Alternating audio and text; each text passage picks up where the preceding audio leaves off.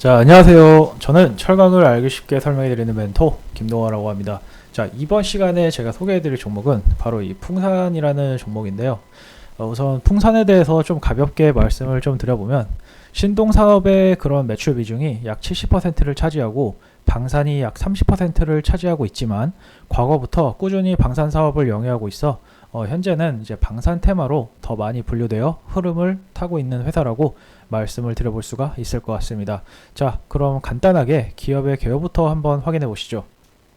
자, 우선 풍산은 이제 1968년에 설립이 되었습니다. 그 후 이제 과거에 타국에게 침략을 당했던 그런 아픔을 계기로 73년에 방위 사업을 추진을 했고, 1980년엔 본격적인 이 신동 사업을 시작으로 다양한 이런 과정들을 거친 뒤에 2008년에 지주사로 출범을 했습니다.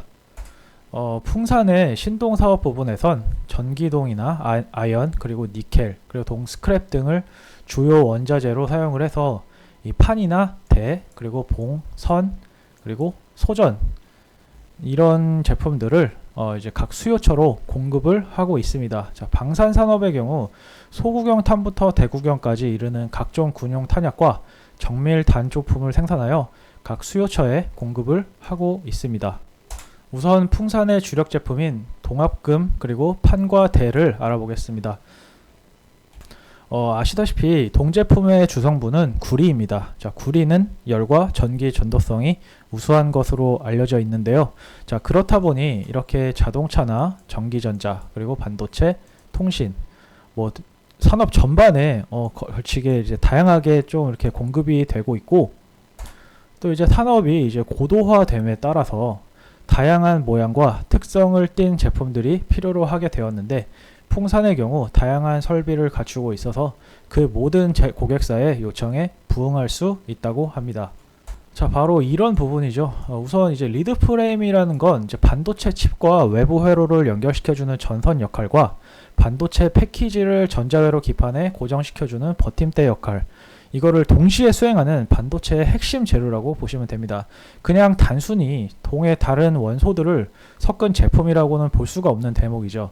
자, 다양한 고객사의 요구에 맞출 수가 있는 고품질 제품이다 보니 이외에도 전류나 전압 흐름을 조절하는 스위치 역할을 하는 트랜지스터라든지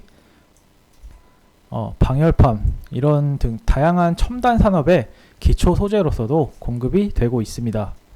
자, 다음으로는 소전 사업인데요. 소전 산업 같은 경우에는 사실 그렇게 매출에서 큰 부분을 차지하고 있지 않아서 제가 소개를 해드릴까 말까 고민을 했었는데, 자, 그래도 생소하실 것 같으니까 제가 한번 소개를 한번 해드리겠습니다. 자, 우선 소전이라는 거는 이제 동전의 전 단계라고 보시면 됩니다. 자, 내용을 보시게 되면 그 품질을 이제 인정을 받아서 한국 그 조폐공사로부터 소전 제조업체로 지정이 되었고, 현재 세계 70여 개국 이상의 수출을 하면서 세계 다양한 조폐국으로부터도 높은 평가를 받고 있다고 합니다. 자, 하지만 최근 가상화폐가 발명이 된 이후에 화폐도 디지털화 시키려는 움직임들을 좀 보여주면서 그 수요는 줄고 있어 모멘텀이 상대적으로 저하되어 있다라고 생각을 해주시면 되겠습니다. 자, 다음으로는 풍산의 방산 분야를 한번 살펴보겠습니다. 자, 이렇게 소구경부터 대구경까지 다양한 탄약들을 좀 생산을 하고 있는데, 최근 무엇보다 풍산의 이 포탄 부분을 좀 주목을 해봐야 합니다. 자, 풍산의 포탄은 가격 측면에서도 그 품질 면에서도 독일과 견준다는 평이 지배적인데요.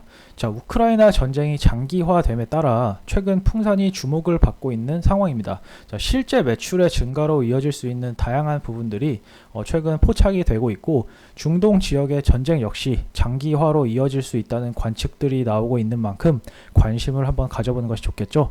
자, 다음으로는 신동 사업을 전반적으로 짚어보고 전망해보는 시간을 가져보도록 하겠습니다.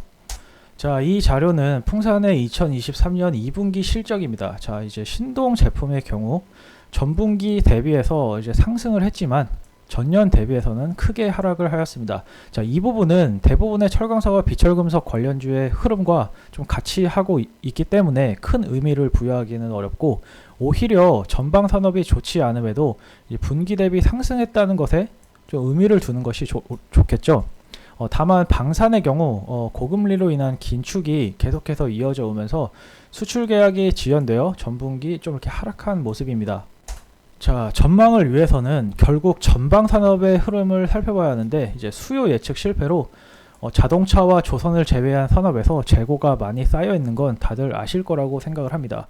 결국 이런 부분들이 개선이 돼야 실적 성장을 좀 기대를 해볼 수가 있겠고, 단기적으로 LME의 가격 역시 전방 산업 수요 부진으로 인해 약세를 보였던 만큼 신동 산업 매출의 단기적인 흐름을 그리 좋지 못할 것이다 라고 생각이 되지만, 중동 지역과 러시아 우크라이나 전쟁이 장기화로 고착화되어 가고 있음에 따라서 방산 부분에서 실적을 기대해 볼 수 있을 것 같다는 또 생각이 듭니다. 자, 이것으로 풍산의 기업 분석을 마치도록 하겠습니다. 끝까지 시청해 주셔서 감사합니다.